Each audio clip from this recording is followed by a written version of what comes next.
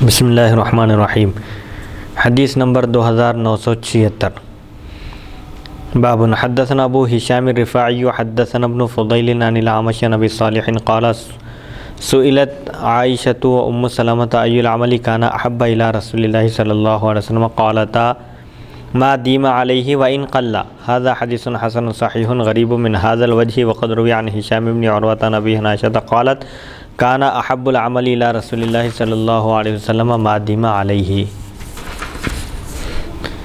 حضرت ابو صالح رضی اللہ عنہ سے مروی ہے، حضرت عائشہ صدیقہ و ام سلمہ رضی اللہ عنہما سے پوچھا گیا نبی کریم صلی اللہ علیہ وسلم کو کون سا عمل سب سے زیادہ پسند تھا، محبوب تھا؟ ان دونوں نے فرمایا جس سے ہمیشہ کیا جائے چاہے وہ تھوڑا ہی کیوں نہ ہو، وہ عمل جس پر مداومت اختیار کی جائے، ہمیشگی اختیار کی جائے، روزانہ کیا جائے پابندی سے، وہ عمل حضور اکرم صلی اللہ علیہ وسلم کو زیادہ پسند تھا، اگرچہ کہ وہ عمل تھوڑا ہی کیوں نہ ہو۔ قرآن کی تلاوت ہو رہی ہے مثال کے طور پر، روزانہ ایک رکوع، لیکن روزانہ ہو رہی ہے تلاوت، یہ پسندیدہ ہے۔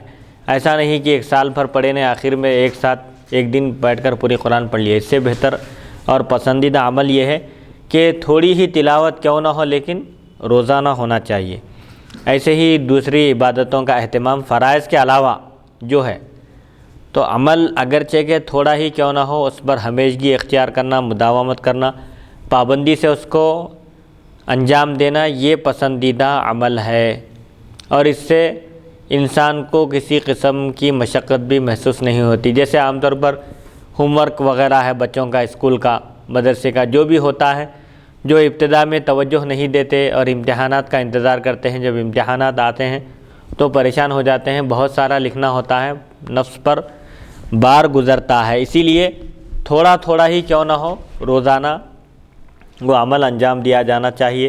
جیسے حفظ کا بھی معاملہ ہے، یاد کرنے کا ہے، قرآن کو روزانہ یاد کرنا چاہیے، تھوڑا ہی کیوں نہ ہو۔ ایسا نہیں کہ ایک دم ایک دن بیٹھے ایک پارہ یاد کیا، اس کے بعد پھر ایک مہینے تک پلٹ کر ہی نہیں دیکھ رہے ہیں، ایسا نہیں ہونا چاہیے، بلکہ عمل پر استقامت، مسلسل اس کام کو انجام دینا، یہ پسندیدہ عمل ہے رسول اکرم صلی اللہ علیہ وسلم کے پاس۔